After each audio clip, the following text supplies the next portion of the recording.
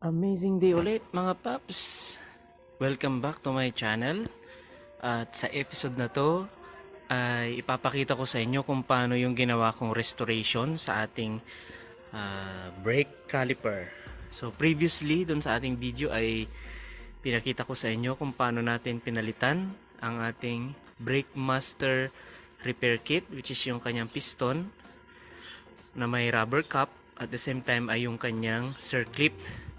Na-install na rin natin ito, na-bleed na rin natin, at yan, maganda na yung kanyang kapit.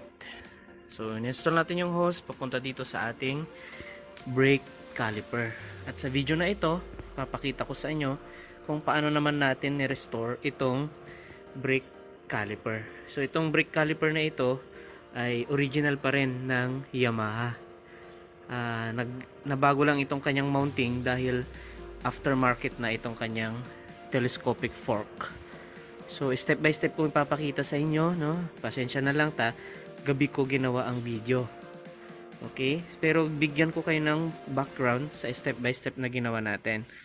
So unang-una, tatanggalin natin yung piston nitong caliper. So yung piston mga paps ay nandun sa ilalim. Yan yung tumutulak sa ating brake pads. Ayan, kung nakikita nyo yun, yung parang silver. Yan, sa ilalim. Yan yung tumutulak sa ating brake pads kapag nagkaroon ng pressure galing dun sa ating brake master. So yung fluid ang tutulak papunta dito. Okay? So paano natin tatanggalin yon? Kapag na-disassemble na natin to, pwede kayong gumamit ng, kung meron kayong compressor, ay pahanginan nyo lang itong butas nitong bleeder valve. Tatanggalin itong bleeder valve mga paps para mapahanginan ng pressurized air at lalabas yung ating piston. So ingat lang ha, maglagay kayo ng lupot dyan sa dulo, or di kaya naman kung wala talaga, pwede nyong ipitin lang yan ng plier at pagtiyagaan nyong hugutin. Okay? And then after nyo matanggal yun, ay tatanggalin nyo yung lumang o-ring, katulad na lang nung ipapakita ko sa inyo sa video mamaya.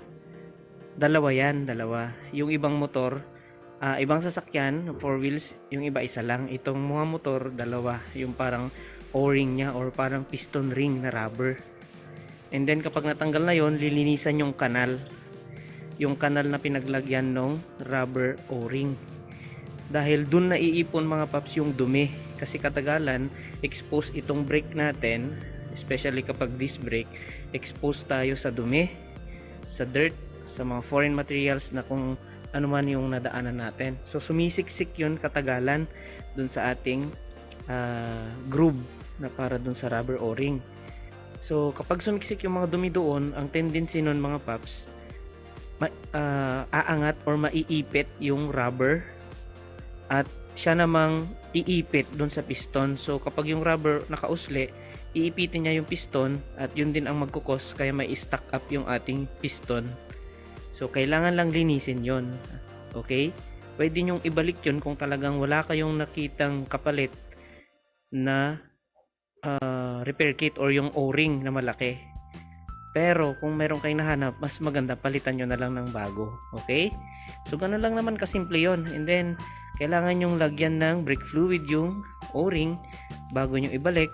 And then yung piston naman ay kunting grasa para smooth yung kanyang pagbalik. Dapat pagbalik ng piston, smooth lang yung pagtulak nyo. Smooth lang dapat. Okay? So gamitan nyo ng panlinis na matulis yung groove para sa o-ring para matanggal lahat ng dumi.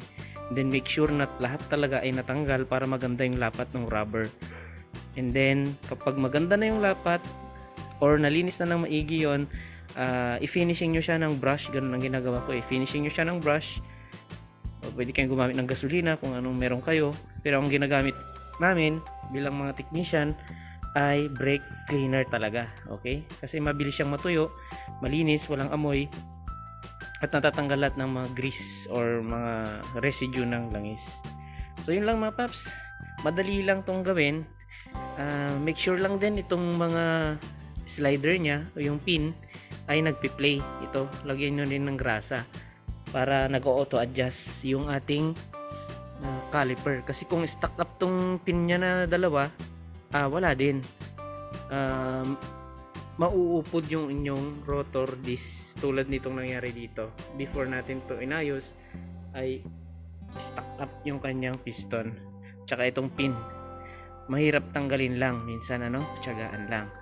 So yun lang mga paps, pakita ko na lang sa inyo yung actual na paggawa ko dito. Pagpasensya nyo na lang at medyo madilim na at medyo makalat yung ating background, pero yung proseso sana mayroon kayong natutunan.